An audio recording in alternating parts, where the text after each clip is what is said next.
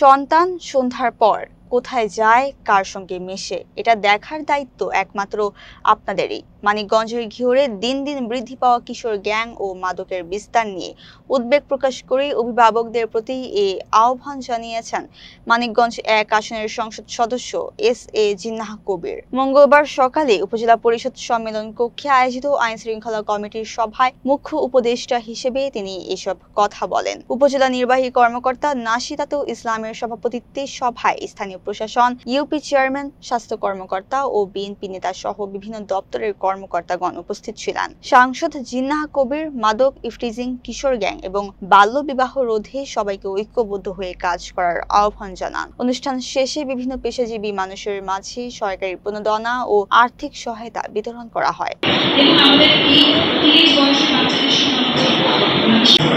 আমি শুধু একটি কথা বলব, আজকের এই আইন শৃঙ্খলা কমিটিতে যারা সদস্য রয়েছেন, সদস্যের বাইরে যারা অবজারভার হিসাবে রয়েছেন, তারা সকলেই আমার মুরব্বী, তারা সবাই পিতা, সবাই মাতা। আজকে আমাদের সমাজে মাদকের পাশাপাশি আরেকটি গুরুত্বপূর্ণ বিষয় দিন দিন বেড়ে যাচ্ছে, যে ধারাটা শুধু আইন শৃঙ্খলা নয়, এই বাংলাদেশে প্রত্যেকটি পরিবার ক্ষতিগ্রস্ত হবে। প্রত্যেকটি পরিবার একসময় ছিন্ন ছাড়া হয়ে যাবে। প্রত্যেকটি পরিবার যখন তাদের পরিবারটা কষ্ট হয়ে যাবে, তখন পিতা মাতা তারা দিশাহারা হয়ে যাবে। আমার নির্বাচনী এলাকা রাত্রেবেলায় একা একা জনগণের খোঁজ নিতে গিয়ে আমরা যেটা দেখেছি, সেটা হল কিশোর গ্যাং।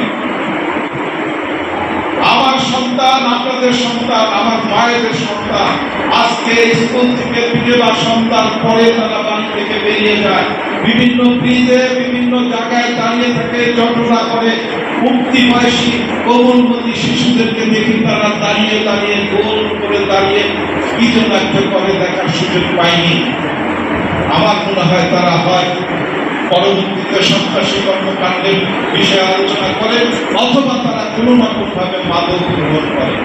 আজকের এই ওপেন যে আইন শৃঙ্খলা মিটিং এ যেসব পিতারা, যেসব মায়েরা উপস্থিত রয়েছেন, আপনাদের কাছে আমার আহ্বান থাকবে, আসুন আমাদের এই সন্তানটিকে, আমাদের এই আগামী দিনের ভবিষ্যৎ, তাদেরকে কিভাবে আমরা যোগ্য নাগরিক হিসেবে গড়ে তুলতে পারি, তার জন্য আমরা একটু শপথ নিই। আইন শৃঙ্খলা বাহিনী দিয়ে কিশোর গ্যাং নির্মূল করা যাবে না, আইন শৃঙ্খলা বাহিনী দিয়ে মাদক নির্মূল করা যাবে না, আইন শৃঙ্খলা বাহিনী দিয়ে চাঁদাবাজি নিয়ন্ত্রণ করা যাবে না।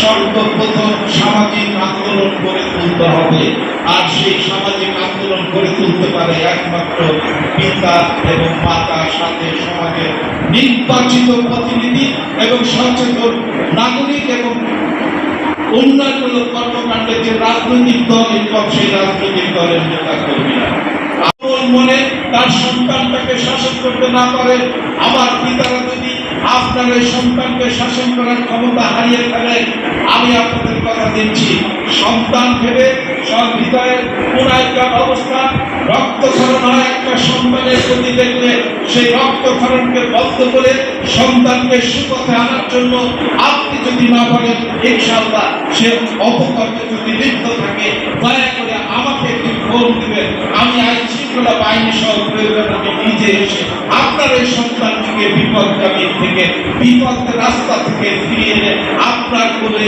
আপনার বুকে ফিরিয়ে দেওয়ার জন্য যা যা করার দরকার আমি সরকারকে বলবো।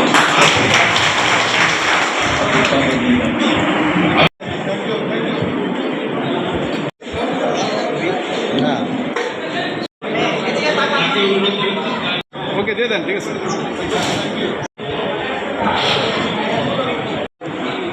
ঠিক আছে দিয়ে দেন।